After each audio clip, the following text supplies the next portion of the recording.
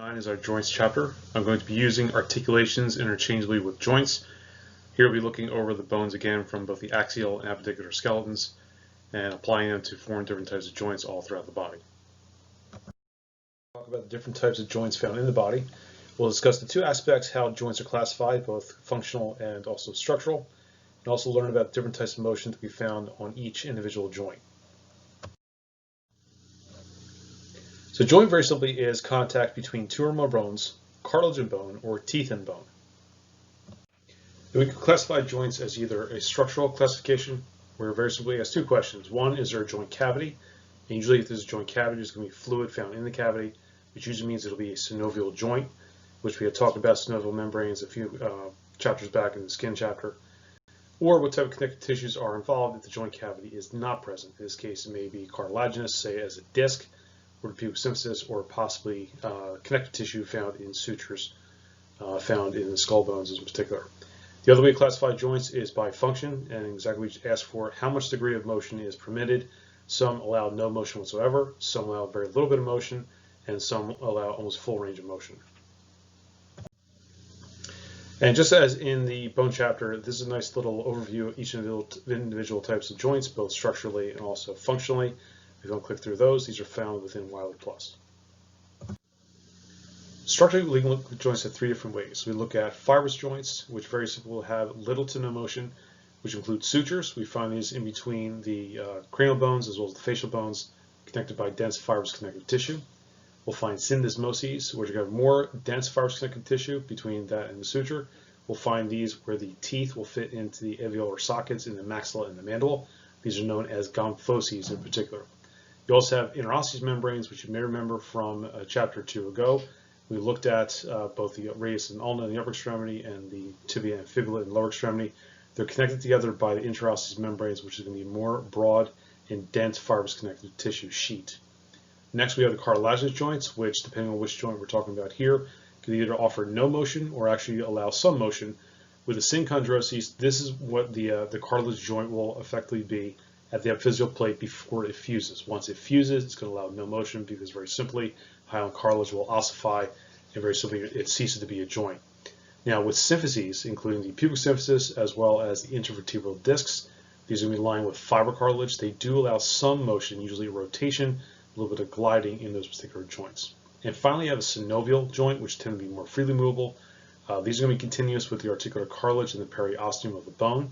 This will contain a synovial cavity, which will fill in the space with some accessory ligaments and will allow a certain type of motion depending on the joint we're talking about. So for example, a joint like the hip or the shoulder or the knee will allow quite a bit of motion, whereas something a little smaller, like say the jaw or possibly a finger, may have slightly less motion in comparison. Now as far as functional classification, very simply look at motion or lack thereof. So a synarthrosis very simply allows no motion whatsoever. This can include the gomphosis, although I do argue that sutures do allow a slight bit of motion, which we'll get into in the next slide or two. Next, you have the amphiarthrosis, which is going to allow a little bit of motion, which includes the pubic symphysis as well as the intervertebral discs. All your synovial joints are going to be diarthroses. They're going to be freely movable, which include all the classifications that we'll get into in a few slides down the road.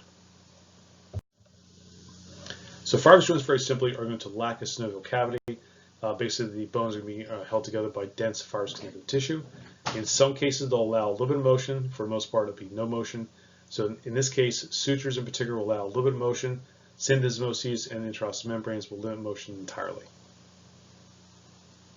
So here's an example of the coronal suture. You can see the suture between the two bones. Now this actually gives a very important aspect of how the cranial vault is going to be laid out and how it responds to injury. We're going to look at the next slide about why we need those particular suture ligaments in between the individual bones of the cranial vault. So very simply, why do we have sutures and not one solid cranial bone? If you go back to the axial skeleton chapter, we talked about why we have compact bone versus spongy bone.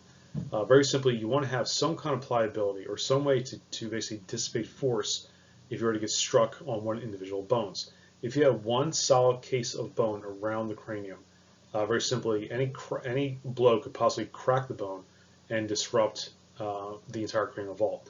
In this case, when we have different partitions, the sutural ligaments, or the dense connective tissue between the sutures, will allow a little bit of play, not much, but a little bit of play in between the individual bones of the cranial vault and allow it to dissipate force as best possible. So very simply, you have a slight vibration of the connective tissue between the sutures. That can help dissipate some of the forces to other areas, so at least they can minimize the damage to one particular blow. Here are two examples of fibrous joints. You can see on the left, you can see the interosseous membrane between the tibia and the fibula. Very simply, this helps keeps the two bones knitted together, and we get into different types of sprains. And the difference between a sprain and a strain. A sprain is a stretching or even a tearing of a ligament, whereas a sprain is an overstretch of a muscle. So a sprain of the interosseous membrane, in particular at the fibula and tibula, those who played any kind of sports before, including football, soccer, lacrosse. A high ankle sprain is what's known as the tearing of the interosseous ligament, and very simply allows the spreading of the fibula and tibia. You can see this sometimes in the ulnar radius, although not quite as much. On the right, you can see a syndesmosis, or what's known as a gomphosis, where very simply the tooth is going to lay in the alveolar process in the socket. It's going to be knitted together there by the periodontal ligament. In this case, it could be either the maxilla or the mandible. Now, cartilaginous joints also lack a synovial cavity, except they're going to be knitted together by fibrocartilage, in this case, the cartilage connective tissue. And depending on which joint we're talking about, they can permit some motion or no movement whatsoever. Now, synchondrosis in particular, again, is basically where the hyaline cartilage will be at the epiphyseal plate before the bone will fuse. So it still will limit any kind of motion found at the epiphysis. Once it fuses, of course, it becomes ossified, and then no motion is happening there whatsoever. However, for symphyses, they do offer some motion, in particular a little bit of stretching, a little bit of compression, and some rotation, in particular at the pubic symphysis, as well as the intervertebral discs. We'll talk about in particular the intervertebral discs and what kind of damage can occur there based on its composition. Here we see on the left a synchondrosis. So again, this is going to be the head of the femur. So you can see there is cartilage there at the epiphyseal growth plates. Very simply, this still allows little to no motion there in particular. And of course, that'll eventually ossify by the time you're about 24. The pubic symphysis is found on the lower right-hand corner. This is a perfect example of a symphysis. As we walk, the pubic symphysis will torsion back and forth. It has a very similar construction to the intervertebral discs. But because the pubic symphysis is going to lay more in a vertical position, the type of stresses that we see at the pubic symphysis is vastly different than we see on the intervertebral discs. Now, intervertebral discs, we investigated slightly in, I believe, the bone tissue chapter as well as the axial skeleton. We looked at different types of osteoarthritis. We noticed that the discs themselves were starting to calcify. So very similar what happens with these discs. So this one in particular is a lumbar disc. You can tell by the kidney being shaped on the right-hand side, and look at the very broad and strong structures of the body itself, as well as the pedicles, the lamina, as well as the transverse processes. It still is going to form somewhat like a jelly donut. Very simply, you have annular fibers, which is going to be the cartilage surrounding the disc. They're going to be in interlocking, opposing fibers, basically at 30 degrees off center of the collagen fibers. And embedded within, you can find nucleus pulposus, which is a very gel-like, watery type of structure there. Very simply, these two structures paired together create a great strength in any type of compression. So any kind of body weight coming down on the disc, in particular, can basically bulge out and then return back to its original position. However, the discs, their inherent weakness is going to be in rotation. Very simply, the alternating 30 degrees of rings of the collagen fibers, this allows the bowing of any kind of compression to very simply hold that particular position and revert back to its original position. However, if we rotate the discs to either left or to right, what happens is you basically loosen up half of those 30-degree rings and the fibers, so you're left with half of the tensile strength in the disc itself. So any kind of compression down on the disc now is at half strength, and very simply you can push that nucleus pulposus into what's known as a fissure or a tear in the annular fibers. So this is one of the things that we always talk about, whether it be a chiropractor or a PT, or even some medical doctors, even TOs. They always tell you never to bend over and twist and try and lift something up, because very simply you're weakening your discs here, and very easily you can herniate these particular discs. And if you remember before from my lectures a couple of chapters back, the nucleus pulposus, because it's made of a gel-like material, it doesn't compress. So it'll go into whatever recess is formed, or any kind of tear is formed in the annular fibers.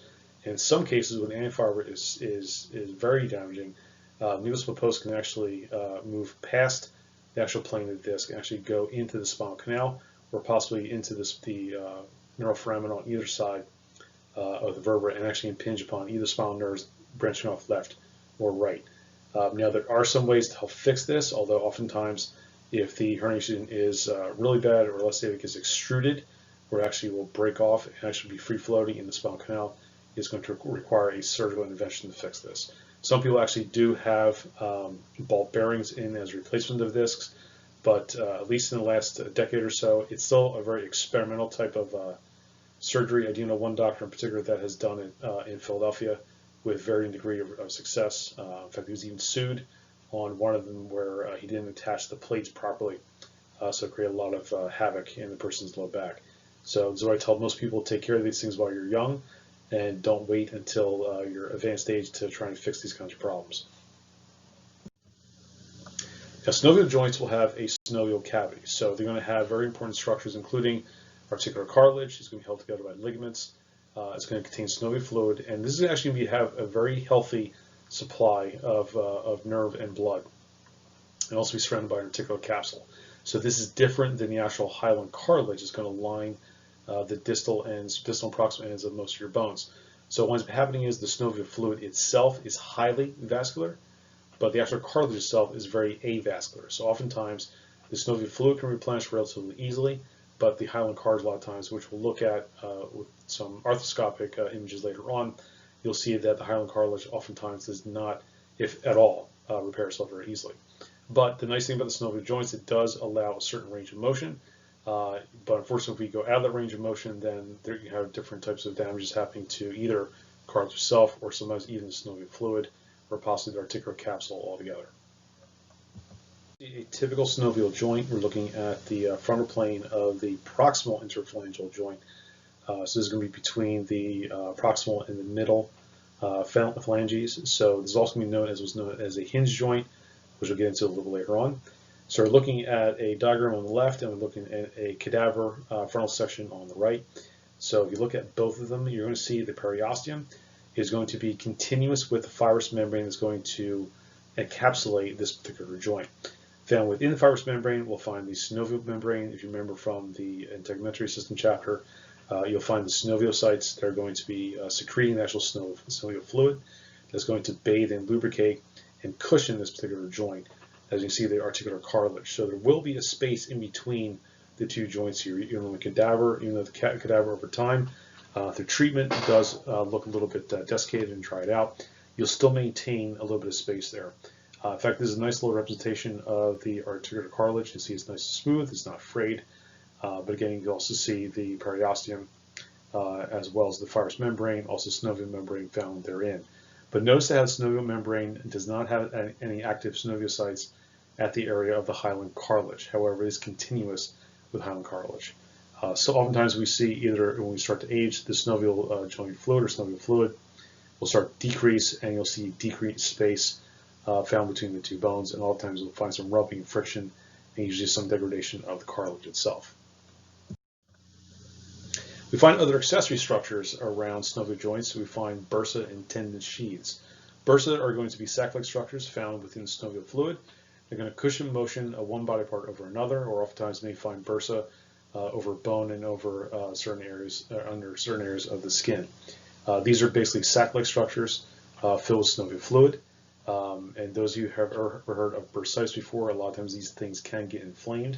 We look at different types of joints, we'll see exactly how flat some of these are and how easily it is to inflame these and also cause some disruption of actual joint motions in different parts of the body. Other types of accessories we'll find will include tendon sheaths. These are going to be tube-like bursts that are going to wrap around tendons subject to a great deal of friction. Some particularly you may be aware of include the biceps tendon, which if you remember from the humerus bone, the two tubercles, you're going to find the tendon of the biceps going to slide right between those two. And other tendon sheaths you'll find more oftentimes in the hands and also in the feet. Very simply, they help maintain proper glide of the tendons as they slide back and forth in the very tight spots. So think very simply of a hot dog and a bun, except the bun itself has no opening except proximal and distal, and very simply the tendon is going to slide right through. So when that gets inflamed sometimes as well, that can actually catch onto the tendon and not allow the tendon to slide properly through the sheath. So people that have what's called trigger finger, very simply, the tendon literally gets stuck within the sheath and has to be pulled through, which a lot of times will require some kind of treatment in order to loosen things up. So again, going back to bursa and bursitis, so very simply, anytime you see itis at the end of a word here, it means inflammation thereof. So in this case, bursitis, inflammation of a bursa. So a lot of times this can happen from either repetitive stress or some kind of altered or restricted ranges of motion. So typically we use any kind of ice, rest, or sometimes even anti-inflammatory meds help calm things down, at least initially, because they can be somewhat painful. Oftentimes you need rehabilitative exercise, indoor chiropractic or massage therapy to help restore function.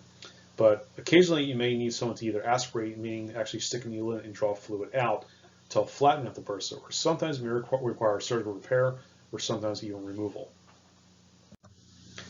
And conversely, tendonitis is going to be inflammation of a tendon. You can have inflammation of the tendon itself, or you can have a specialized inflammation called a Tenosynovitis, which is inflammation of the tendon sheath. So again, this is also going to be happening from either repetitive stress, and oftentimes we see this from people that play sports, where very simply if they throw a ball too much. We may see, oftentimes we see a lot of people from the working environment, or in this case, they're working from home, in a poor workstation. Repetitive stress of typing on a keyboard can also restrict ranges of motion. The treatment is relatively the same. In this case, we may use ice, rest, heat, sometimes even ultrasound, which I'll explain in a different chapter. Oftentimes anti-inflammatory meds may be used there as well, either orally or sometimes even by injection. Massage and rehabilitative exercises also for building and turns in infected areas. A lot of times the opposing muscle groups are very important as well. In some cases, surgery can be required either for debridement, or very simply they will strip away some of the straight portions of the tendon or tenosynovitis of the tendon sheath, or a lot of times they may actually cut the tendon sheath through the pressure. So next we'll talk about different types of motion in synovial joints. In this case, we're looking at what's known as gliding between the carpals. If you remember the carpals back from last chapter. So very simply, in between each of these carpal bones, you'll have hyaline cars lining all throughout, or in between each individual bone.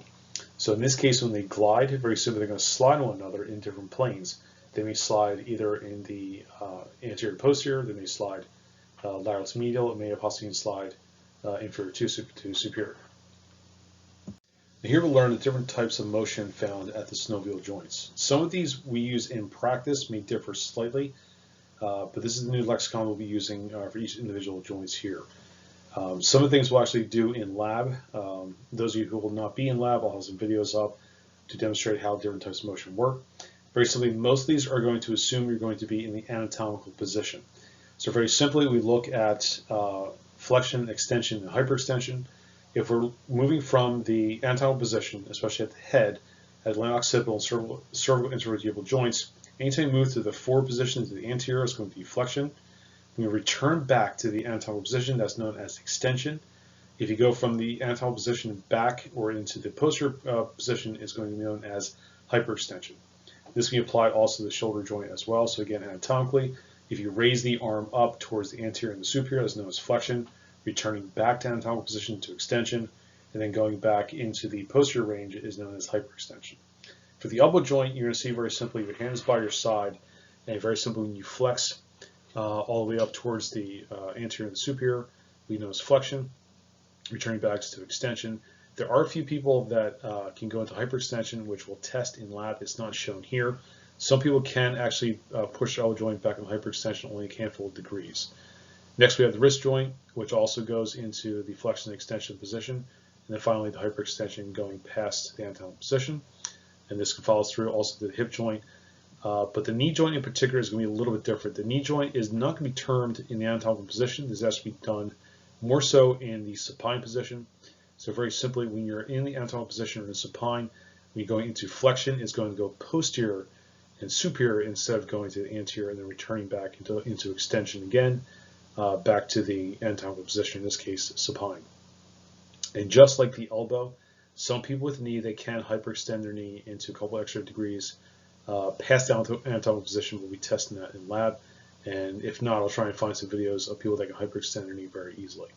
And last, we're going to have the lateral flexion, which very simply is going to be flexion to either the left or to the right. We see here very simply at the intervertebral joints, we can have lateral flexion on different areas of the spine, including the neck, the thoracic spine, as well as the lumbar. We look at some of the extremities. So we're going to look at what's known as abduction and adduction. This is borrowed from Latin, where AB means away and AD means toward. So there's no confusion. I'll make sure that I pronounce them as abduction, adduction. Very simply, it's said normally it'd be abduction, adduction. You can see how easily people can mistake one for the other. So in this course, we'll be saying abduction and adduction, so in terms of where we're going. So very simply, if we're taking our arm from the anatomical position, we're raising out to the lateral side, that is known as abduction. We draw it in towards the midline of the body, is known as adduction. And we apply this again also to the wrist joint. So again, if we're in an anatomical position, you remember the palm is facing to the anterior, thumb is most lateral on the hand. So when we adduct the wrist, abduction is going to be lateral, going away from midline, and adduction going back towards midline. The hip joint, you see the same thing here as well. So abduction is going to move away from midline. Adduction can go towards midline or even cross midline, which actually you can do with your shoulder at the same time. In lab, we'll be demonstrating this quite often. You can also look at different metacarpal phalangeal joints. The fingers also have the abduction, adduction, but if you notice, the middle finger in particular is your midline. So technically, the middle finger has 0 degrees of abduction and adduction. The other 3 fingers, and notice I didn't mention the thumb. Thumb is a digit, but it's not a finger. The other 3 fingers will move alongside with respect to the middle finger. Two of the joints, known as ball and socket joints, can achieve circumduction, including the shoulder joint and the hip joint. You can, up to a point, do circumduction both at the ankle and also the wrist, but it's not quite the same type of motion. We'll get into that when we get into the individual joints themselves. So very simply, it's shoulder joint and hip joint, you know, circumduction in 360 degrees. Now a subsection of that, and we'll get into the shoulder joint in a quick second. First, let's look at the ilanoaxial joints. So those of you who have been through lab or have looked at the atlas on the axis, rotation can very simply be spinning on that particular axis. So rotation in this case, going to the left and to the right, is simply named left and right rotation. That's simply going to be for all the spinal rotations because you're going around the midline. For the shoulder joint itself, this is going to achieve a partial portion of the circumduction. So very simply, you see this young lady here with the elbow bent. If the hand was pointing straight to the anterior, if you went from that position and rotated towards the lateral, that's known as lateral rotation. If you rotate back inwards towards the stomach, that is known as medial rotation. If you look at the hip, very simply, when the leg is straight, and I'll demonstrate what happens here with the leg bent as well, which can throw some people off. We're going to assume we have rotation at the hip joint, the leg will be straight. So notice here at letter C, the lady has her right foot is rotating outwards, so it's lateral rotation, was returning back towards the midline is known as medial rotation. Now the problem is when someone bends their knee here, if we were to do a lateral rotation, if you notice, we're going by the hip, not by any of the joint. If you were to do that, or simply do it on your own at home, you were to bend your knee, what would happen is your knee, your patella, your kneecap, would rotate laterally, but your foot would rotate medially. And vice versa for the medial rotation, if the knee was bent, what would happen is you're immediately rotating the hip, which means the knee will follow the hip, but you notice that the foot will rotate laterally. So when we tell most people with the hip joint rotation, we never look at the foot, we always look at the hip itself. So again, lateral rotation is going to go away from the body, medial rotation will go towards the midline. Specialized movements are going to include elevation and depression of the temporomandibular joints. So when the jaw is relaxed, it'll naturally hang in a depressed position. If we were to clench our teeth, that would be more elevation. Now the TMJ can also move into protraction and retraction. Another joint in particular, we look at the shoulder blade. Protraction is going to move to the anterior. Retraction is going to be moving towards the posterior. Some specialized motion that we're going to find in the intertarsal joints, also in the ankle as well, is inversion versus eversion. Inversion is going to move towards the midline, and strangely enough, inversion we find more ankle sprains there, whereas eversion is going more towards the lateral position. We see more muscle strain on the eversion. Specialized positions for the ankle joint also, we don't normally say flexion and extension. We talk more dorsiflexion and plantar flexion. So if we're in the anatomical position, if we were to lift the foot and toes up, that is known as dorsiflexion. If we were to push the toes and the ankle down, that's known as plantar flexion. for the radial ulnar joints. And notice here, if you remember from the lab from last chapter, the radial ulnar joint causes rotation, but not rotation of the wrist, it actually causes rotation of the forearm. But we look at the wrist to determine what direction we're going in. So if our hand is facing to the anterior, is known as supination. Best to remember that is hold the hand out, say give me supper. If you flip the hand over to the posterior, that's known as pronation. But this is happening at the radial ulnar joint found in the elbow, not at the wrist. Finally, we have opposition. This is only found between the thumb and the other fingers. So the thumb will oppose the other 4 fingers. You have one, actually your pinky can also oppose to the thumb as well, but that's a very specialized motion we'll talk about in the next chapter 2 and talk about different muscles. But opposition can only occur through the thumb. So here's a nice little chart that breaks down each of the individual motions. I suggest you go over these a little bit and you look at both slides together to kind of orient yourselves in the different motions. So when we talk about motions in synovial joints, we're looking at 2 things. We're looking at either gliding motion or any type of angular motion. So gliding motion very simply means that the angle does not change between bones. So very simply, they'll slide back and forth. So it's almost what we call like a translational motion. So translational will simply be very simply someone walking across a floor on a level floor, or possibly going up and down into an elevator. You're not changing the angle from one joint to the next. However, if you're talking about angular motion, this is going to be changing the angle between 2 bones. You should have some kind of axis involved here as well. So the best representation I can give you is you look at your knee or your elbow.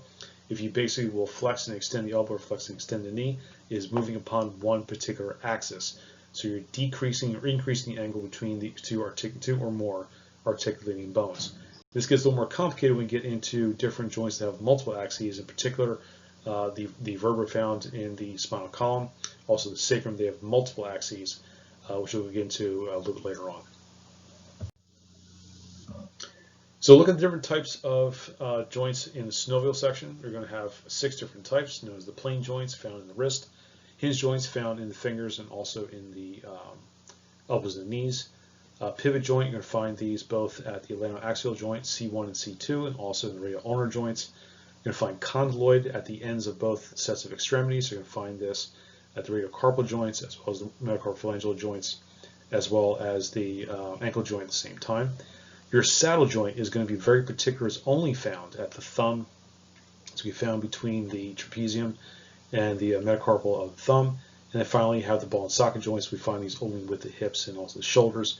They tend to have the greatest range of motion. In particular, the shoulder has the greatest range of motion, but it sacrifices a lot of mobility for stability, whereas the hip joint, later on, we look at the actual ligaments that encase the hip joint, has a fair amount of motion, but also is fairly well secure in the cup of the acetabulum, so it doesn't quite get as injured as much as the shoulder does. So here we see the types of movements found in different types of synovial joints. So in this case, we're looking at some of the tarsals found in the foot, in this case in the navicular, as well as a few of the cuneiforms. So really simply, these can slide in different positions. In this case, they can slide both superior and inferior. Also can slide somewhat in medial to lateral as well, and also rotate on the distal axis. So these are known as plane joints. Your hinge joints are going to involve just a unilateral type of motion. So in this case, again, the elbow and the knees will only hinge in one direction. You'll find also pivot joints on the lower right-hand corner. In this case, this is the radial ulnar joint, where you have the head of the radius is going to be attached by the angular ligament up into the radial notch of the ulna, and this is going to spin on one particular axis to allow the supination and pronation we find in the forearm and in the wrist. Another type of pivot joint we find is going to be atlas on axis. In fact, this is where we get roughly 50% of our rotation of the head and neck occurs at C1 and C2, and then the other 50% is fully dispersed between C2 down to C7, which is the last cervical vertebra. Next we see the condyloid joint between the radius and scaphoid bones of the wrist, or also known as the radiocarpal joint. So this is going to allow a biaxial motion, so you're going to show some anterior and posterior motion, flexion and extension, as well as some lateral and medial deviation. This does allow a certain form of circumduction found at the wrist. You'll also find these at the metacarpal phalangeal joints of the hand and fingers, and also at the ankle joint at the lower extremity. Letter E, you're going to find the saddle joint, which again is highly specific. It's only found at the thumb. between the trapezium and also the metacarpal of the thumb. Now this one is going to allow also some circumduction at the saddle joint in particular. It's going to be biaxial, very similar to the common joint, but the surface area is going to be paired up a little bit differently there. As you see very simply, it's nicknamed the saddle, because you can see very simply that the trapezium is going to saddle up with the metacarpal of the thumb. And finally, you're going to find the ball and socket joint. Again, we only find these in both the shoulder and also the hip. So not only does this allow flexion extension as well as abduction, adduction, but it will also allow rotation along the axis of the long bone of either the femur or of the humerus. And we have a lot of different factors that can affect how well these synovial joints will move. So in particular, if we change the structure or shape of the articulating bones, naturally it's going to change the range of motion of that particular joint. Also the strength or tautness of the joint ligaments in particular, so the joints are too tight, or let's say they're scarred up, or possibly if they're too loose or lax, can also change the range of motion of a particular joint. The arrangement and tension of the muscles, so someone has very tense muscles in say one area versus another, it can actually pull the joint into certain range of motions and limit the opposing range as well. Contact with soft parts could be very simply certain muscles, could be fairly large in some patients or fairly small in others. That could allow either less or more mobility found in the synovial joint. Hormones in particular can also cause some ligament laxity, in particular the hormone relaxin that's secreted usually within the very late first trimester, early second trimester, that allows the pelvic area to expand to allow the baby to pass through. Also different types of hormones, if left in overdrive, particular growth hormones can also increase laxity found in the ligaments themselves, or even possibly disuse.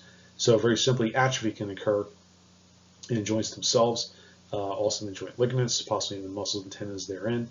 But oftentimes we see this in particular with people that are stuck doing the same thing over and over again. This could be people that are doing computer work day in, day out, people working on the assembly line in the factory, where they're using some muscles and joints but not using others. This is where the arthritic kinds of changes occur as well. Now, some things to think about when we talk about ranges of motion. There's different types of ranges of motion. We have active range of motion, where very simply you as a person can move a certain joint back and forth. We also have what's known as passive range of motion. Very simply, an examiner with you fully relaxed can actually move your joint into further range of motion back and forth. And last, we have what's known as joint play, where very simply, if you go through the full range of motion passively, the examiner can actually push on the joint a little further and feel how well the laxity is of the particular ligaments in the joint capsule of the joint in question. So here we're going to look at different types of examples of what kind of things can affect the motion of synovial joints, some of which I've already just explained, but let's go over a few others.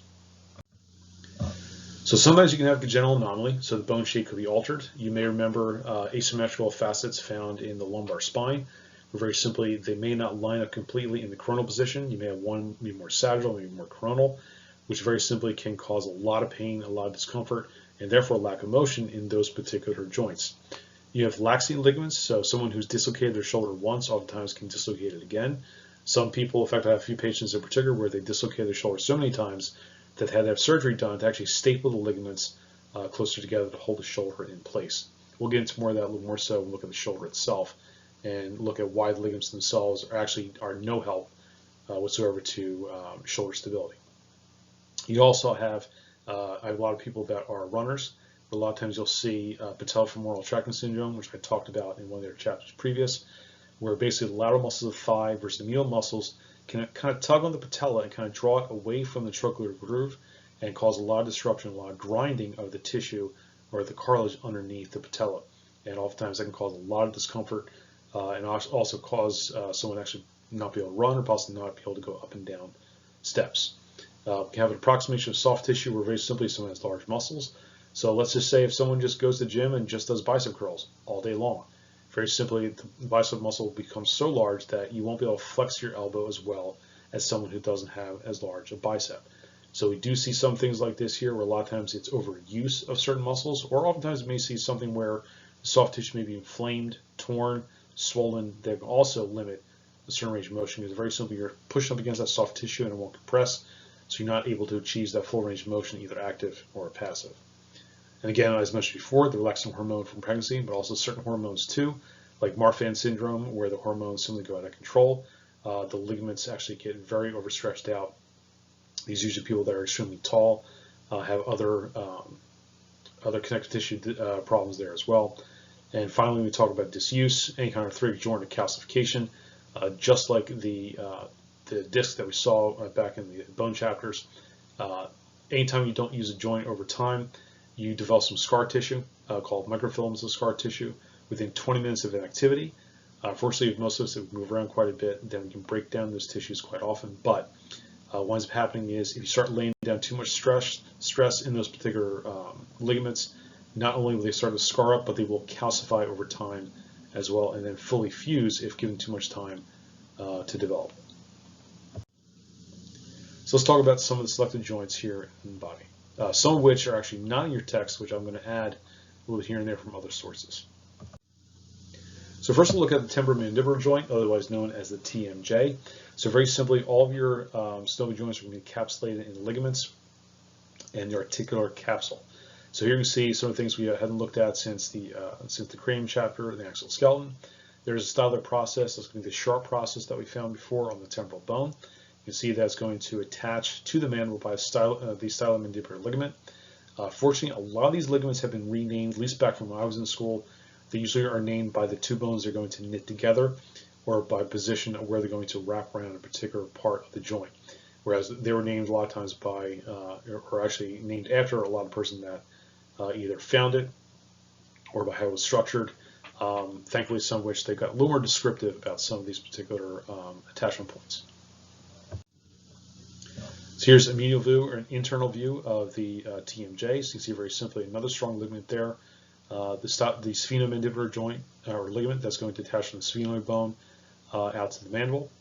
So we're also going to establish a little more stability to the TMJ. Here's a nice little sagittal view, which we had talked about back in, I believe, the cranial chapter, where we talked about the articular tubercle of the temporal bone. We're going to talk about why that's important for that to be there. But here you see a nice little area of the synovial cavity. You see both the superior and inferior compartment.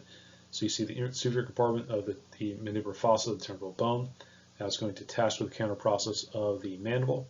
So very simply, you have synovial fluid basically in between those two areas, which again, the TMJ is going to be the only freely movable joint found in the skull. Now, let's talk about TMJ dysfunction. Now, for most people, a lot of times, at least in my practice, I'll see some people that get clicking or cracking in the jaw, but sometimes something like this happens. So I've had one patient in particular where this happened. It wasn't Antonio, it was someone else. But in this case, after lunch, Antonio became sleepy and yawned. To his dismay, he was then unable to close his mouth. Explain what happened and what should be done to correct this problem. So if you remember the anterior tubercle, if you want to look back at the last slide, go right ahead. But very simply, that tubercle is there to basically limit how much motion there is on the TMJ. Very simply, the TMJ is going to depress and elevate, but also rotates very, very slightly. So what winds up happening is, in this case, this person's anterior tubercle, or at least the counter process of the mandible, slid past the anterior tubercle and had what's called lockjaw. So very simply, it was stuck past that anterior tubercle. Now, when I had to fix this on a patient, it's not a very fun procedure. Very simply, we had one person hold this person down, put both hands on either side of his jaw. I told him on the count of 3, I'm going to push. And once I said 1, I pushed as hard as I could, and I popped that sucker back into place.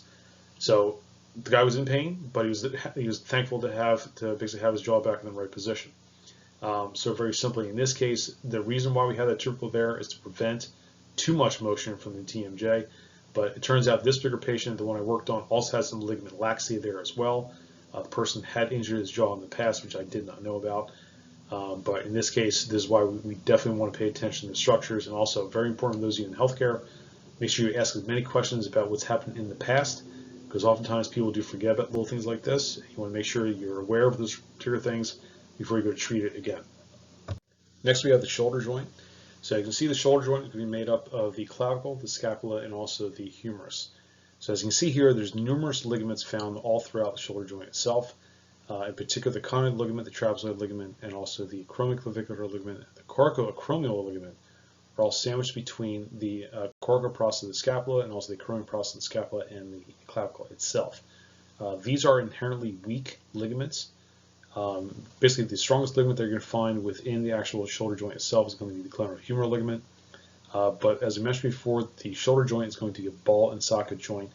It is highly mobile, but it's going to sacrifice the mobility for inherent instability. So very simply, the ligaments themselves are not strong enough to hold the shoulder in place. So very simply, you're going to rely on the rotator cuff muscles to hold the shoulder to where it should be. Now, unfortunately, for many people, the rotator cuff muscles tend to be imbalanced somewhat, especially with the anterior chest muscles, such as the serratus anterior, as well as the pectoralis major. So that will oftentimes pull the shoulder into an anterior position and cause a lot of disruption. Before we get into that, let's talk about some other structures here as well. So you're going to find a few bursa found in the shoulder joint itself. If you notice, it's going to be tucked underneath the end of the clavicle and also the acromion, and sandwiched on top of the humeral head is what we know as a subacromial bursa. This tends to get inflamed from time to time. You also find the subscapular bursa. This is going to be found just posterior to the subscapularis muscle in particular. You're also going to notice the transverse humeral ligament. Notice how there's a sheath around that particular the tendon of the biceps brachii that's going to run in the intertubercular groove of the humeral head. So very simply, there's a lot of structures here that can cause a lot of disruption. We haven't even really gotten into the muscles yet, as well as the nerves, but there's a lot of structures here, a little bit of space to play with. So if you look at the next slide, it's going to show a lateral shot of how little space we're actually dealing with. So here we see a lateral view of the glenoid labrum. If you remember the glenoid fossa found on the scapula, this is going to be covered in cartilage in the glenoid cavity. So it's all hyaline cartilage, very simply in the glenoid cavity itself. This is where the humeral head is going to rest in. There's going to be a multitude of different types of ligaments, including the glenohumeral ligaments found in there, and also the coracohumeral ligament found just anterior. If you look a little further up in the subacromial bursa, notice how flat it is between both the acromion of the scapula as well as the tendon of the supraspinatus muscle. It's because of these two structures here, the supraspinatus muscle as well as the subacromial bursa, it makes it very difficult to diagnose certain types of problems in the shoulder itself. If that subacromial bursa gets inflamed even a little bit, it's going to cause a lot of pain under the acromion of the scapula, or cause pain and or disruption of function of the supraspinatus muscle in particular. Rounding out the rest of the muscles include the tendon of the infraspinatus muscle on the posterior, as well as the tendon of the teres minor muscle, which a lot of times they can be fused together. But very simply, you can see there's not a whole lot of room there for excessive tissue, like scar tissue from repetitive stress, or possibly from any type of exceptional fluid found in the bursa itself. Here we see a nice frontal section of the internal mechanics of the shoulder joint itself. So again, you can see how little space there is for the subacromial bursa underneath the acromion of the scapula. You can see the tendon of the supraspinatus muscle just sliding just inferior to the bursa there as well. So when that subacromial bursa does get inflamed, those of you who know anything about doing kind of gym exercises, your front and also your lateral delta raises will be impinged because of subacromial bursitis in particular. But this also shows a nice little representation of the articular capsule, as well as the tendon sheath for the tendon of the biceps muscle as it slides into the intertubercular groove for the humeral head. And also you can see a nice little space there for the glenoid cavity, as well as the lining of the articular cartilage and also the glenoid labrum. So oftentimes we do see tears in the rotator cuff muscles or even the tendon of the biceps brachii muscle, but oftentimes we'll also see a tear in the glenoid labrum due to an offset of the position of the humeral head in the glenoid fossa, or also possibly from repetitive stress. So usually what we're looking for on X-ray or an MRI, we're looking at that glenoid cavity. So if that cavity is increased, then we worry about some type of inflammatory problem like rheumatoid arthritis. If we notice only a certain portion is decreased, flattening of the glenoid cavity or possibly flattening of the articular cartilage, we worry about some kind of osteoarthritis or some kind of degeneration as far as the cartilage goes. So this is a nice shot here to get an idea of all different mechanics of the shoulder joint itself. Here's a cadaverous view, and even again, when we look at a cadaver, even when it's been treated and dried out, it's still going to show a nice smooth articular cartilage dead center of the slide here around the head of the humerus, and also going to see a little bit of the synovial cavity there as well. See it's somewhat uniform, although it's a little bit more spaced out, more at the medial portion of the humeral head. But you can also see the glenoid labrum. We look at an arthroscopy of cartilage in the knee. You'll see how it looks very frayed from damage. This glenoid labrum looks pretty good. It's nice and smooth and continuous all throughout the lining of the glenoid cavity. You can also see that the acromion as well as the Small ligament, the AC or acromioclavicular ligament, is going to be found there as well. And you also find some of the muscles there going to be found throughout, including the deltoid, as well as the subscapularis muscle more immediately there as well. So common shoulder joint injuries, of course, we can't talk about the shoulder without talking about the rotator cuff. So oftentimes you'll get different types of tears and or certain types of tendonitis, and this can occur from a traumatic experience or from repetitive stress. So we can see a lot of rotator cuff injuries from people that throw certain types of balls or people that swing, say rackets, golf clubs, you name it. But also you have some people that work on either assembly lines or some people that go to a gym or even do CrossFit. And a lot of times we see different types of injuries found in the rotator cuff. So the different types of tears that we see, if you can imagine taking a piece of steak and taking a knife, you have what's called a partial thickness tear. Very simple, you take the knife and you stick it into a piece of meat, but only push halfway through. We see these tears quite often. This is usually going to be more rehabilitative fix. Usually they do not go in for a full surgical repair for a partial tear. You can have a complete tear, very simply the knife goes all the way through the piece of meat. So you can imagine the tear goes all the way through the tendon itself, but doesn't cause any kind of fraying. Or you can have what's called a complete thickness tear, or a full complete thickness tear, where very simply it's actually sawed away and a portion of the actual tendon actually tears away from the other end. This usually does require surgical intervention unless there's a significant portion of the original tendon left. They may leave it alone. These usually will shut the patient down for a good 6 months, oftentimes, to try and fix this.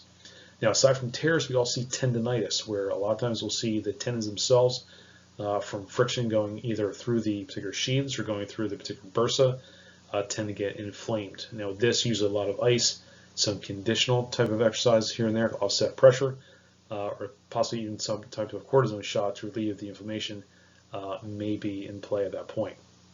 You can also have labral tears, where very simply the glenoid labrum can tear in a multitude of different areas. It could be more in the inferior portion of the cup, it could be more in the superior portion, or sometimes more posterior or even lateral. So it can actually be in different areas. Sometimes it can be in exactly the deepest portion, which involves surgery. Sometimes a labral tear can be fixed just with shutting the person down and very slowly reintroducing some other exercises. Occasionally you may see a dislocation, where very simply the humeral head oftentimes will move inferiorly and oftentimes anteriorly as well. And I have seen some of these things in the past. I fixed one in my practice years ago. It's not a fun procedure to go into. And unfortunately, once the dislocation occurs the first time, if left too long in a dislocated position, numerous things can happen, the least of which can be ligament laxity and overstretching of the tendons of the rotator cuff. But also, if left alone, it can also cause some necrosis, especially if the humeral head is pressing upon either certain nerves or certain blood vessels. It can actually cause further damage as well.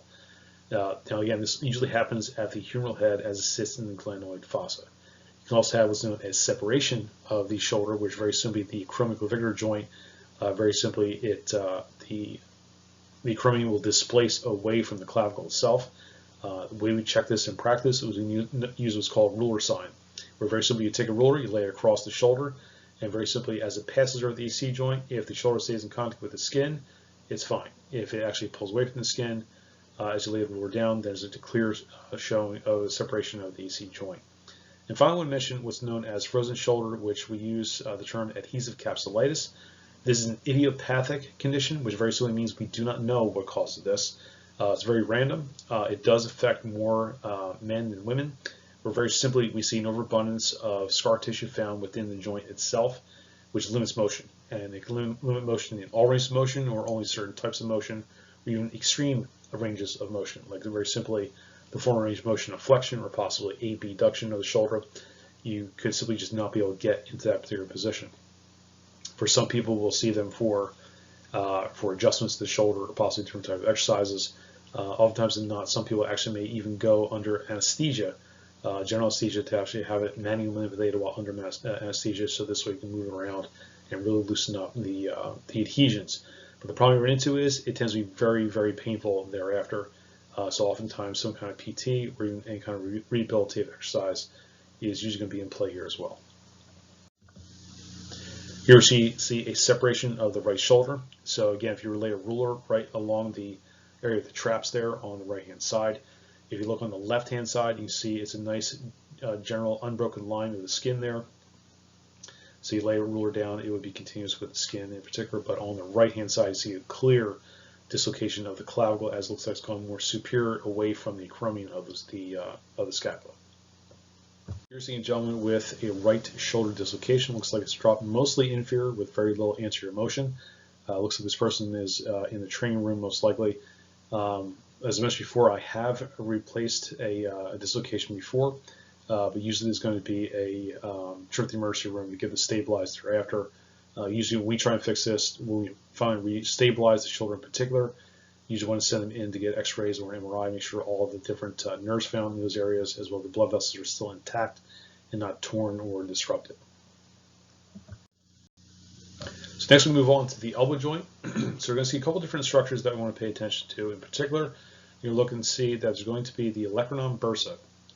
So as I mentioned before, sometimes the bursa can be found in areas where the bone is very close to the surface of the skin. So we obviously do know that a lot of times we lean on the elbow joint, so the bursa in particular is very important for any kind of additional pressure we put on the joint. We lean on it, but it's actually more important because that's where the tendon attachment for the triceps is going to attach to.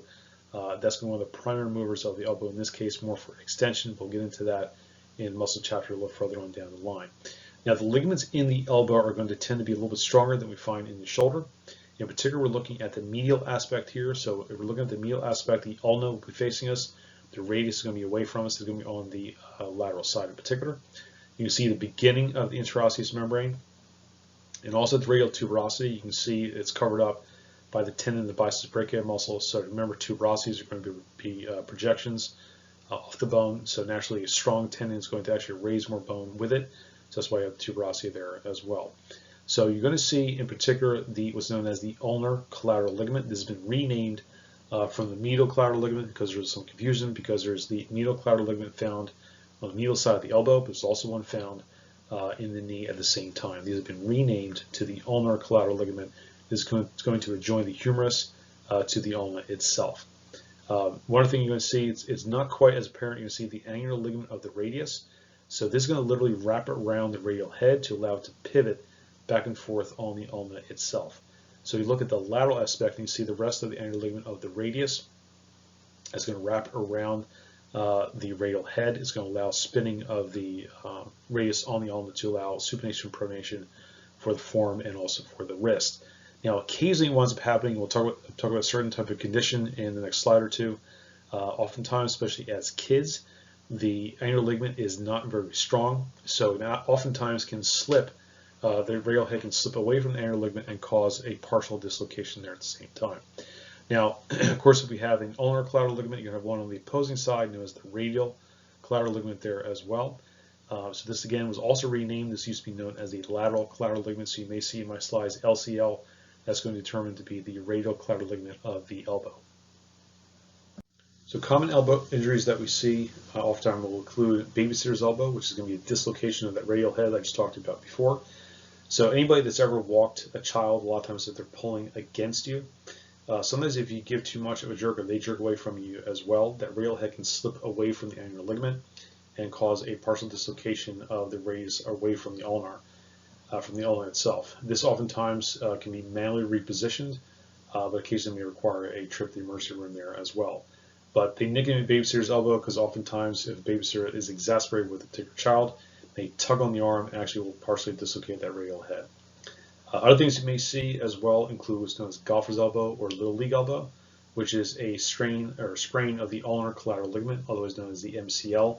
We see this oftentimes with golfers where they hit a ball incorrectly. They strike a divot, very simply the quick angular motion of swinging the club is very simple. What ends up happening is the humerus will keep on going as the elbow will stop. So because of the bent nature of the elbow and also the angle that's presented as, the ulnar collateral ligament is going to be exposed and cause a lot of damage there at the same time.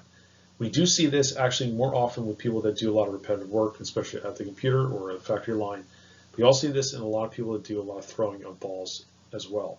A lot of times you'll see these with pitchers, you'll see these with quarterbacks, where usually it's either from the cock or the wind-up to the cock or to the cock to the acceleration phase as the person get ready to throw the ball. A lot of times they can tear that ulnar collateral ligament and cause some major damage. That's why a lot of times you skip to number 4 here, they'll oftentimes get Tommy John surgery to repair that ulnar collateral ligament. And a lot of times, some patients may electively go in for Tommy John surgery because it repairs it so well, it becomes stronger than the original collateral ligament.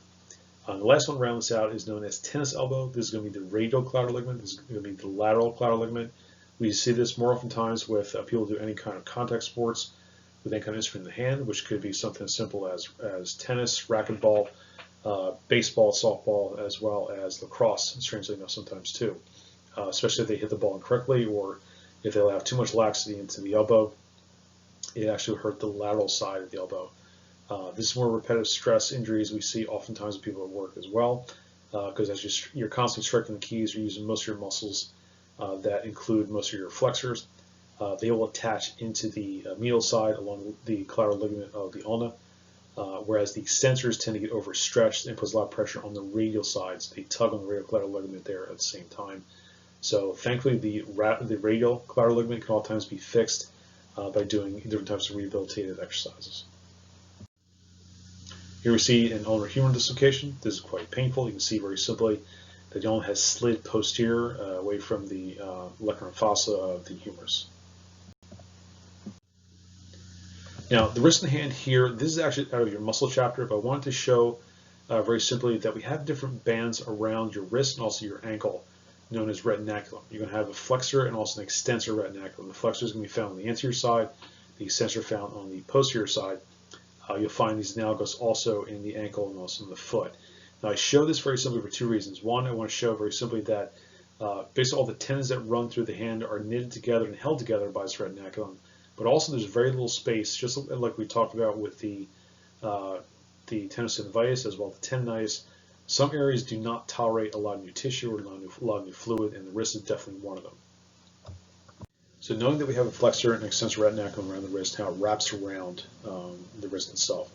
This is a condition that we see oftentimes where there's going to be inflammation along the tendon sheaths of the thumb, known as the Quervain syndrome, also known as Tenosynovitis.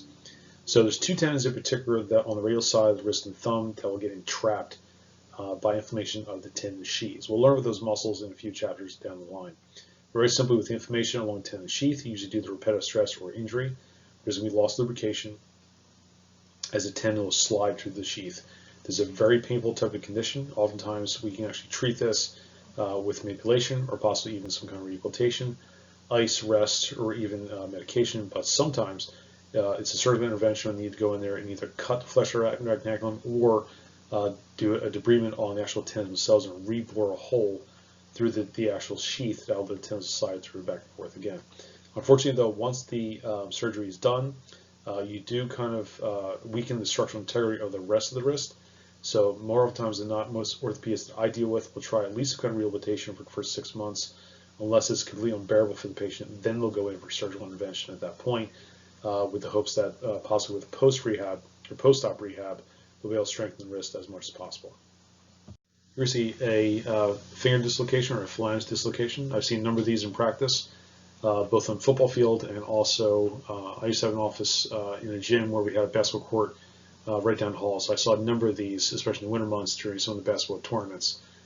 This can be painful, but it's a relatively easy fix. And just like the dislocation we saw with the shoulder, as well as the separation of the shoulder, you want to get this fixed or repositioned as quickly as possible, basically to make sure there's no degradation in the ligaments themselves, the joints, or any kind of necrosis happening with the blood vessels there as well. Unless you suspect some kind of tear of a nerve or blood vessel, you want to try and fix this as quickly as you can. Now, the other ball and socket joint we'll talk about is the hip joint. Now, conversely, we talked about the shoulder joint having very weak ligaments. The hip joint, though, has very strong ligaments. In fact, it has the strongest ligament in the body, known as the iliofemoral ligament, which we used to know by the name of the Y ligament of Bigelow. Thankfully, they changed it to iliofemoral ligament. This makes it a lot easier to remember these particular ligaments. The other ligament in particular is going to be the pubofemoral ligament. Thankfully, these are named for the two bones. Again, they're going to knit together. One thing of note I want to show here as well is you look at the obturator area on the hip bone itself. Remember, we talked about that back in the appendicular skeleton. That particular membrane is going to encompass almost the entirety of the obturator foramen. It's going to have a very small obturator canal. It's going to be just adjacent to the pubic bone, where the obturator nerve and vein and artery is going to pass right through. But for the hip joint itself, Just beware of the iliofemoral ligament, know what bones are going to get together, as well as the pubofemoral ligament here on the anterior side. Now, the posterior side, we're going to have the third ligament known as the ischiofemoral ligament. Is going to move from the ischium to the femur.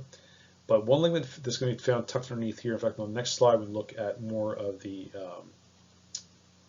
at the frontal view, you'll be able to see the zonia orbicularis is going to be run around the femoral neck and actually further strengthen the actual hip joint itself.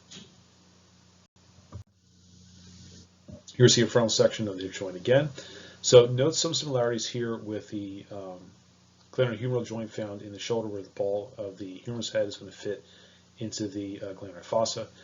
In comparison, you're going to see the synovial cavity also found in the rim.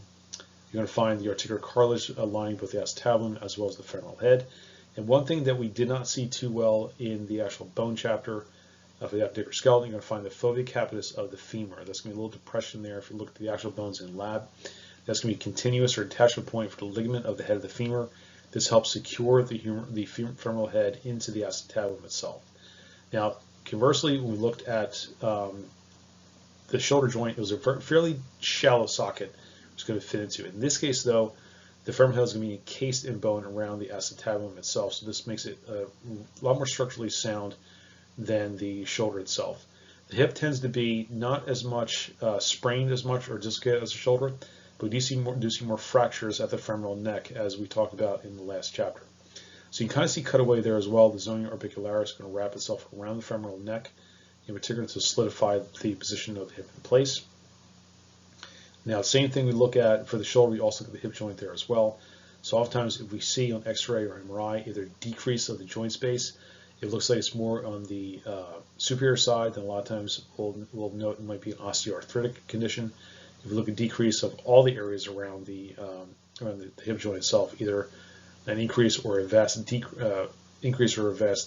of the synovial cavity, we worry about rheumatoid arthritis in particular. If it's really bad, then a lot of times the cartilage has been worn away. But in the early stage of rheumatoid arthritis, you'll see oftentimes swelling of the femoral cavity in the synovial area, due to an abundance of fluid as basically the body attacks its own cartilage. So next we'll talk about the biggest joint in the body and also the most complex and unstable joint in the body, known as the knee joint. So very simply, the knee joint is going to have an articulation between the femur and the patella, as well as the femur and the tibia. Now the patella, as I mentioned in the last chapter, does not articulate with the tibia, does not articulate with the fibula, only articulates with the femur itself. In fact, it's going to have the patellar surface, the femur, found right between the condyles of the femur for the patella.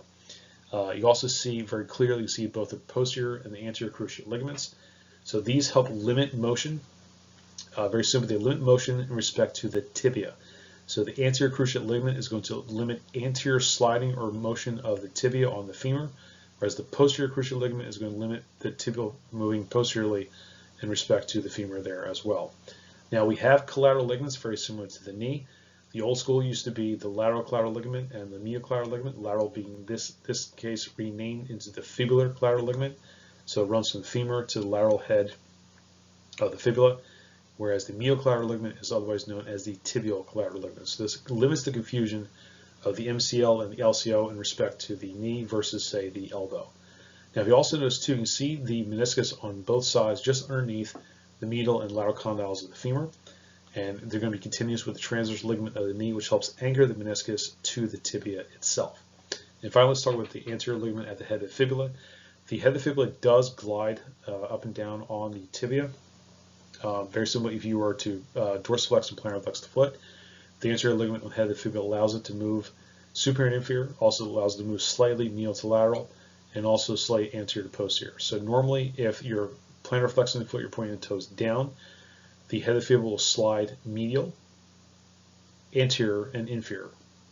You point the foot and the toes up, it'll slide lateral, posterior, and superior. So you kind of see the angle there, how it articulates with the tibia there. So again, the fibula, as far as the knee joint, only articulates with the tibia. Now, if you look at the superior view of the menisci, you can see very simply that the menisci is fairly large compared to the lateral meniscus. So both menisci are disc-like. They're kind of like symphyses, except there's no nucleus pulposus found within the meniscus.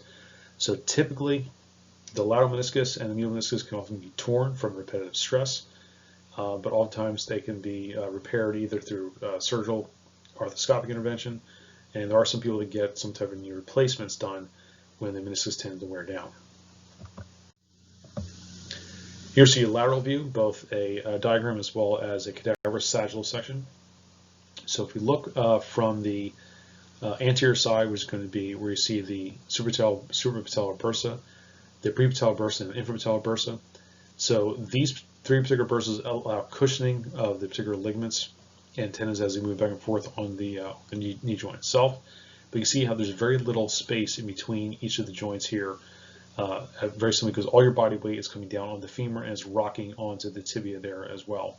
Now, there's also fat pads found within the knee joint there as well to allow some cushioning, especially if we're doing any kind of work on our knees. But also you'll notice too that the synovial membrane is going to run pretty continuous from the anterior to the posterior along the tibia, and it's going to be blocked there by the hamstring muscles in the posterior portion of the knee itself.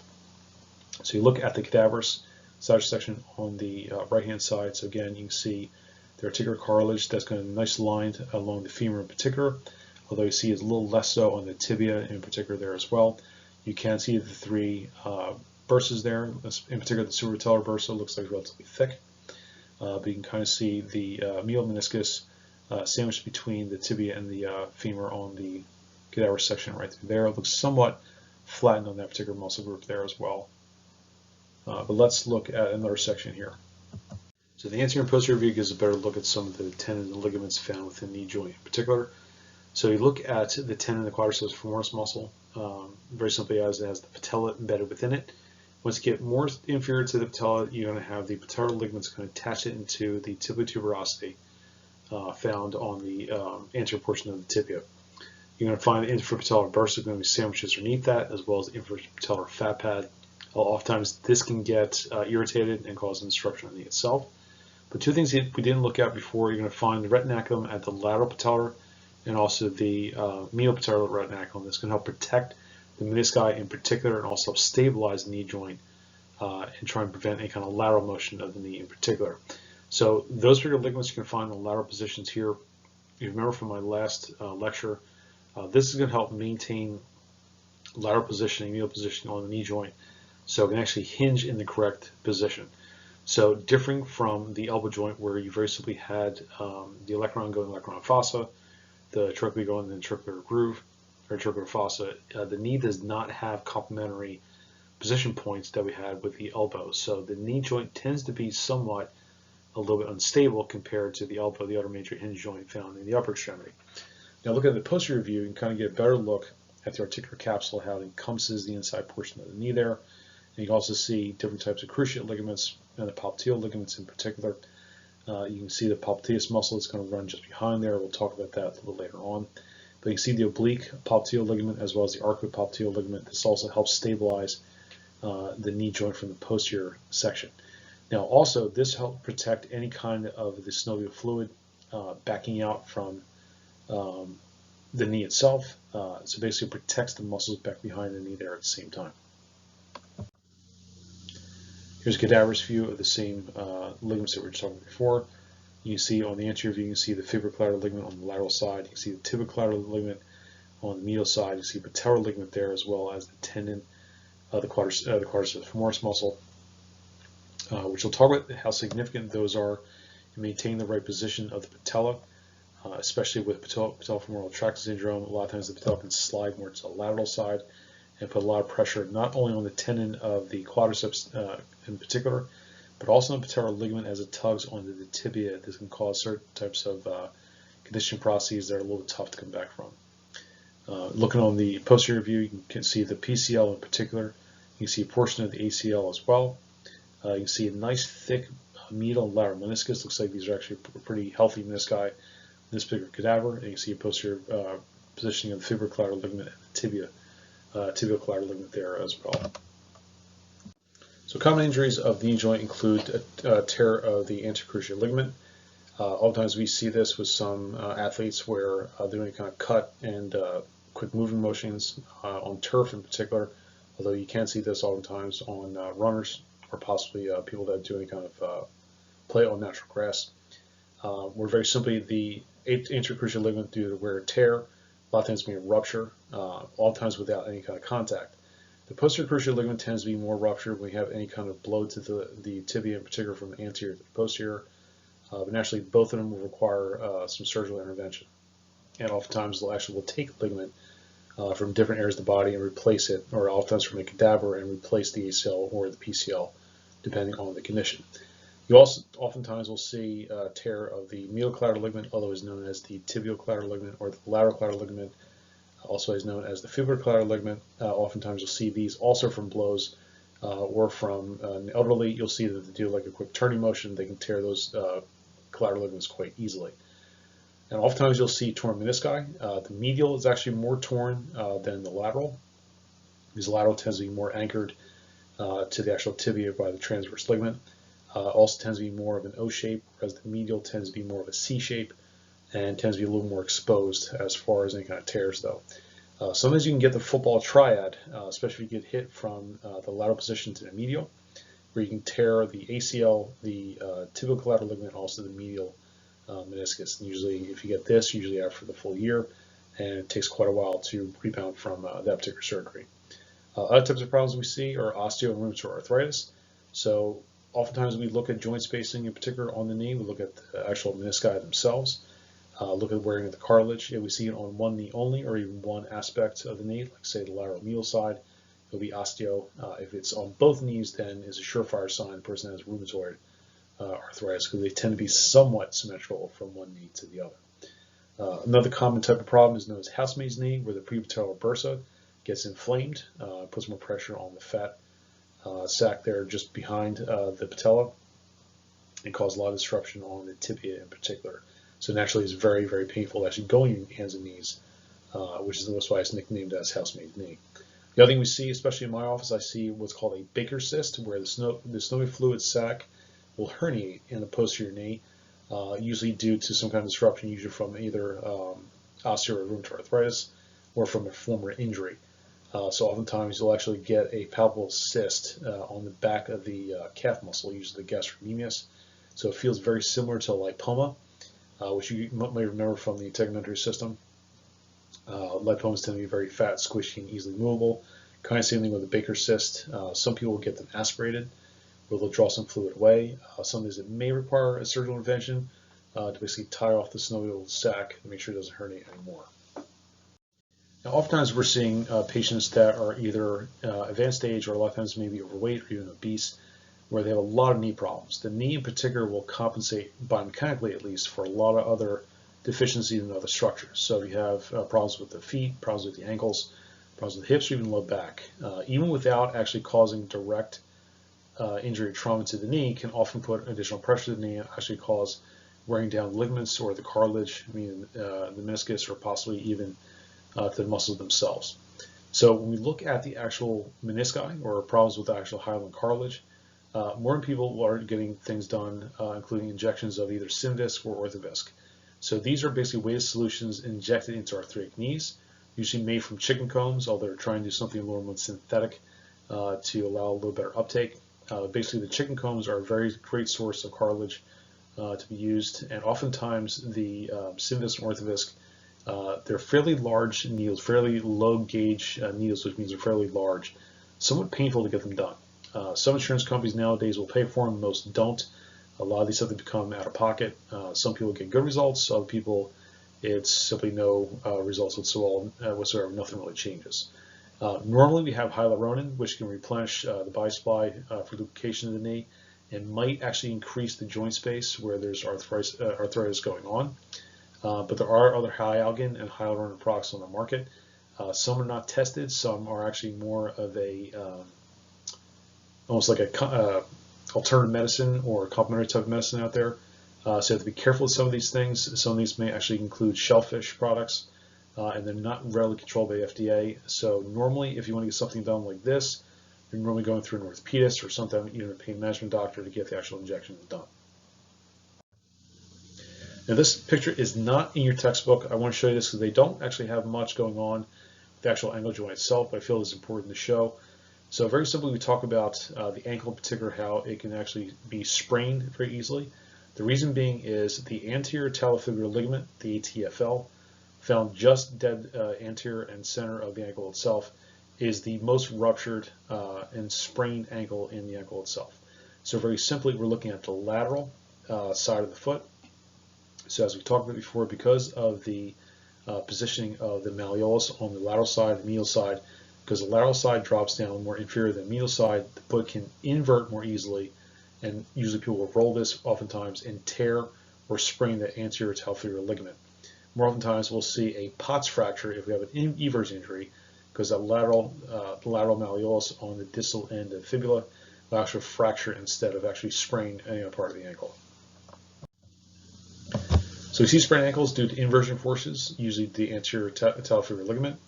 You can have a high ankle sprain, which you and I talked about before, where oftentimes there's dorsiflexion and external or lateral rotation sprains. So you're actually spraining the interosseous ligament. Or we may often see a POTS fracture, which is an ever's injury that fractures the distal end of fibula. We looked at that way back in, I believe, Chapter 6. We talked about osseous tissue, or possibly Chapter 8, we talked about the appendicular skeleton.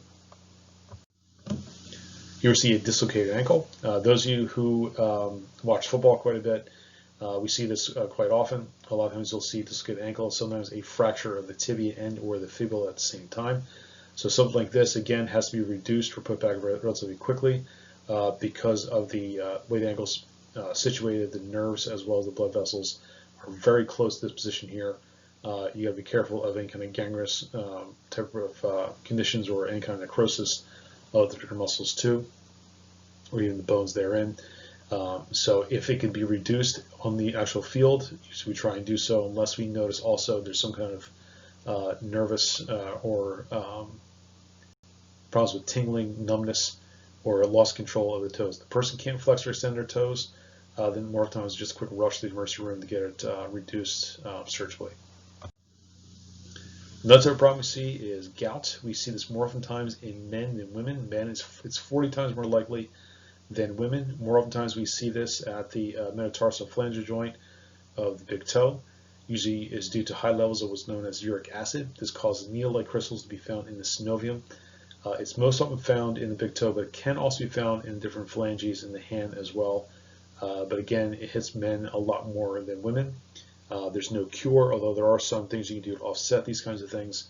There are different methods you can take to offset some of the production of the uric acid, but more times than not, it's staying away from red meat and also red wine, which tends to accelerate the production of the uric acid. So as we age, naturally our joints are going to experience decreased production of synovial fluid. The articular cartilage is going to start to thin, so we do see more osteoarthritic problems as people age, and naturally loss of ligament strength and flexibility. You don't see too many dislocations though. You do see a lot more discomfort due to wear and tear and lack of rebounding from different types of injuries.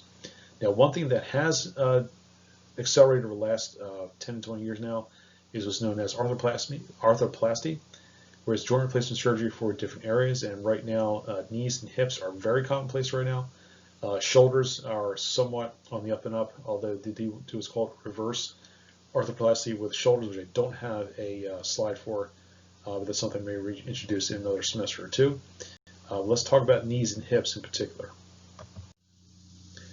So we talk about arthroplasty, you can have either a partial or a complete arthroplasty.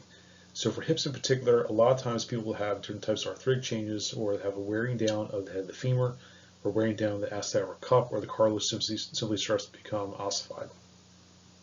So a lot of times people will get a partial done, where very simply they either will reshape the cup, or put in a plastic cup, or reshape the head of the femur, but not both sides of the joint, is known as a partial. But if they decide to do both sides, where they very simply reshape the acetabulum with a metal cup, or possibly put in a new head of the femur, or put in a new prosthesis, that's known as a full hip replacement or a total hip replacement. So most oftentimes, if the person is relatively young, they'll a lot of times do a titanium cup in the acetabulum, but do a ceramic hip, because they're only good for about 15 years or so, with the full intention of doing a titanium hip if the person has lived long enough to get another replacement done. So the implants, again, are only good for about 15 years, but even due to the body's wear and tear, it can actually either degrade the cement that basically holds the acetabulum in place, or actually holds the actual new shaft of the femur into the or a new head of the femur into the shaft itself too. But since they already have the pieces in place, they can very simply replace them, re-cement them, and get them back in. So people that have been in advanced age, usually if they have one hip replacement, say at 50 or 55, by the time they're 70, they're ready for another hip replacement there as well, as long as they feel like they can potentially survive the surgery. But it's somewhat of it's a rough surgery in a sense where what they do is they actually will cut midway down the depths of the shaft of the femur. They'll bore out the marrow, and they basically will put a ton of cement inside the shaft itself, and they will hammer, using a mallet, they'll hammer the actual artificial hip joint into the shaft of the femur, let it set, and then they'll basically locate it back into the acetabulum. Here's a shot of the right hip being replaced. You can see the white ball as the new femoral head, the artificial replacement being done. You can't really see too much of the acetabulum, but basically it actually reduces back into position there, and they'll actually patch this guy back up. And usually they have these people up and walking within a couple hours after surgery, because what we noted in particular, when we have people go on bed rest after doing surgery, there's an abundance of scar tissue develops and actually prolongs the rehabilitation. We can get them up and walking, usually taking a lot of pain medication at this point too. Actually reduces their stay in the office and also reduces how much rehab time they need after the hip replacement. Next we'll look at arthroplasty of the knee. The knee has become a lot more commonplace right now too. What they'll often do is do a partial or a full, and sometimes I see a full replacement, or very simple, they'll bore down the femoral surfaces as well as the patellar surface, and also they'll remove the top portion of the tibia, and they'll put in different components here, usually titanium for the femoral component, the tibial component, the patellar component with a plastic spacer. Now in years past, probably 15-20 years ago, what they used to do is they would cut the patellar tendon, which would really increase the rehab time for post-knee surgeries. One thing they learned, I think that was actually done at University of Penn or one of the East Coast hospitals, might have been Johns Hopkins as well, where they simply learned that they just simply hook the patellar tendon and literally pull the tendon away instead of cutting it. They've reduced the rehab time on most patients down to just a handful of months post-surgery. So you can tell quite a bit that just doing a very simple thing, just pulling the patellar tendon away from the area instead of cutting it, actually makes the recovery from a knee replacement that much easier. In fact, I had neuro patients over the years, they've gotten both knees done at the same time. So they spend roughly about 3 weeks in a wheelchair, and they have them walking and possibly running within 2 months. So they've made dramatic improvements with knee replacements in particular. So you see the knee replacement here is the right knee. So you can see very simply the plastic spacer in between. You see the titanium condyles of the femur there, and also you can see a partial portion of the titanium plates we found just in the superior portion of the tibia. So arthroscopy here is just simply putting a scope in, do some very small incisions. You can kind of see how the meniscal tear looks on the middle portion right there. See how the median meniscus is somewhat torn there. They'll go in a lot of times either with a laser or a very small scalpel and actually cut away and trim away the actual frayed portion of the meniscus, so you can see both the before and after. Now, even though the arthroscopic is done with a very small camera and small incisions, it still does require some rehabilitation post-op, which can last oftentimes anywhere from like 4 to 8 weeks. Here's a little exercise we normally do in class, where we go from table to table and just pick out different joints and try and determine what position this particular person is holding that particular joint in. So I'll go through them very briefly. So very simply, if you look at the shoulders in particular, so both the left and right shoulder. So the left shoulder is going to be in a flexed and possibly abducted position. Not too much external rotation or internal rotation on the left shoulder, whereas the right shoulder is definitely going to be abducted. It's going to be extended because it's going in the posterior plane, and it's going to be in an externally rotated position as you're getting ready to throw that particular javelin. The elbows are somewhat easy to fix since it's pretty much only in a flexed and extended position, and most times we will determine how much flexion there is on the elbow itself. So in this case, I'll tell most students, since we can't really measure this with any kind of angle, you want to do either not extended or not flexed, or slightly flexed, or completely flexed. So in this case, there's slight flexion in both the left and also in the right elbow. There's really not much more you can really say, but the elbow, since all the motion you're going to find there is either flexion or extension.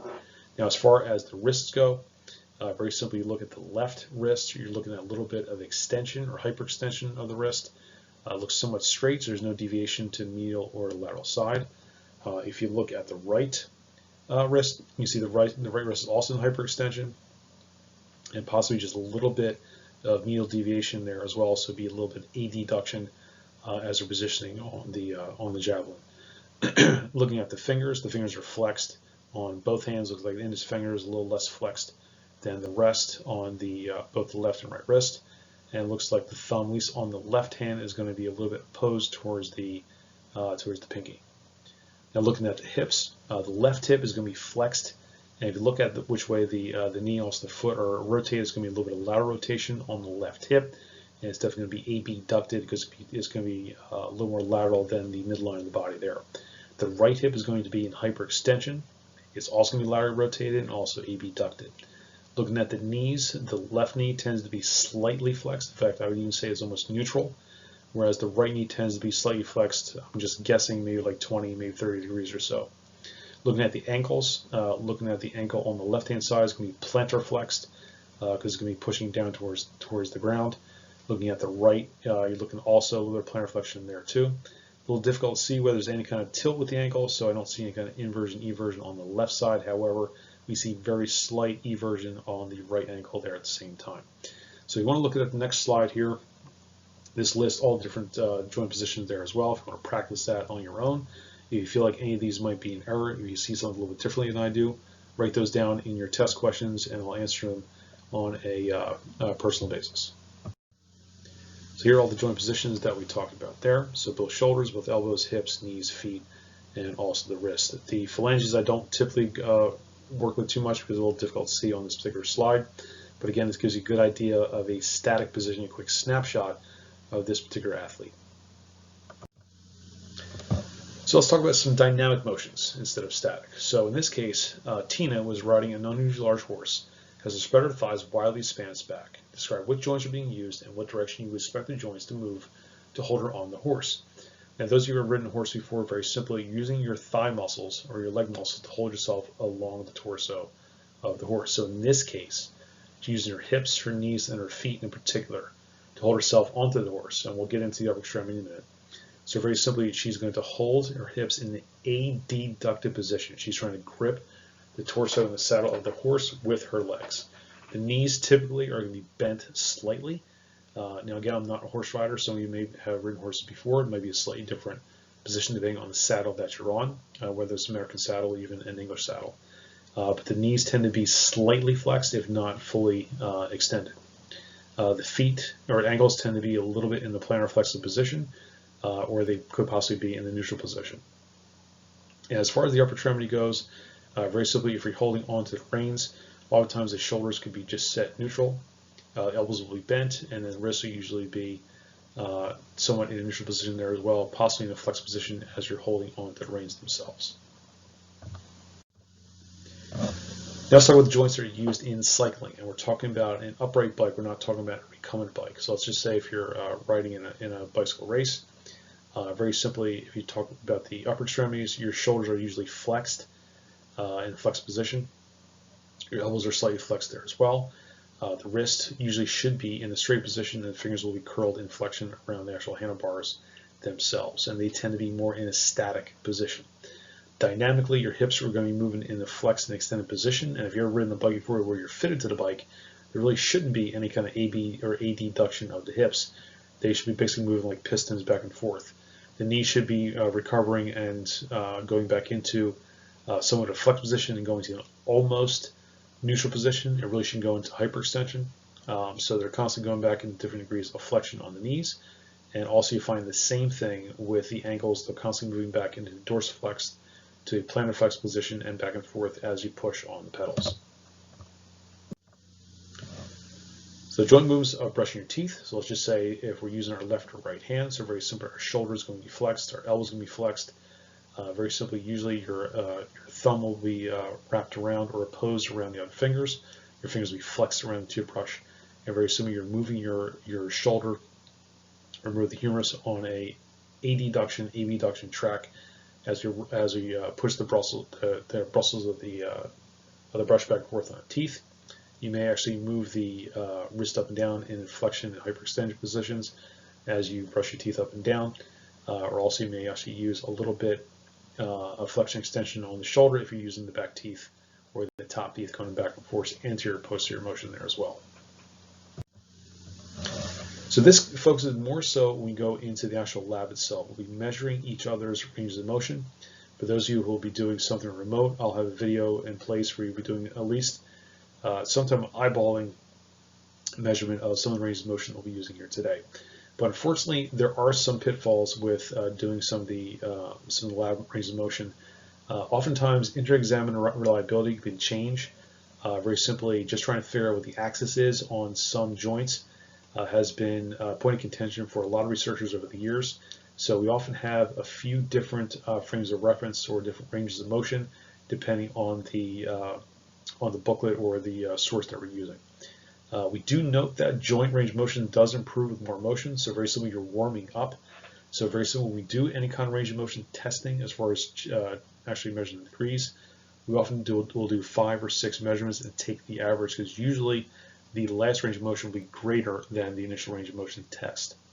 Now, ranges can be subjective. As I mentioned before, some health fields will disagree depending on which accessory joints are actually helping the motion. The average is not always normal.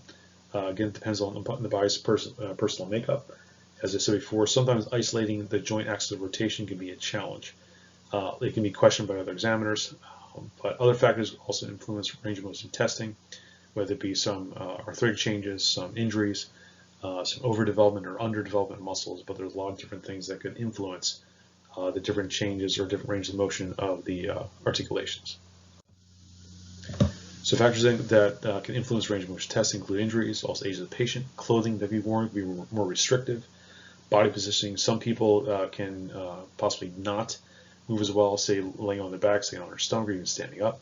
Body composition, so someone is relatively obese or someone is relatively thin, they have a less or greater range of motion. Or as I mentioned before, certain kind of diseases or conditions can also influence range of motion. So if someone has a disease where the ligaments are very loose, or let's say it's a condition where, say, they're pregnant, where things can actually expand very easily, the range of motion testing can be somewhat altered from that respect. So that concludes Chapter 9.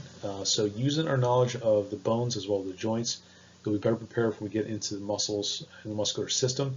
So next we'll be talking about the muscles themselves, cardiac, smooth, and also skeletal. We'll talk about the actual microscopic structure of each individual muscle, and then we'll get into the muscles themselves.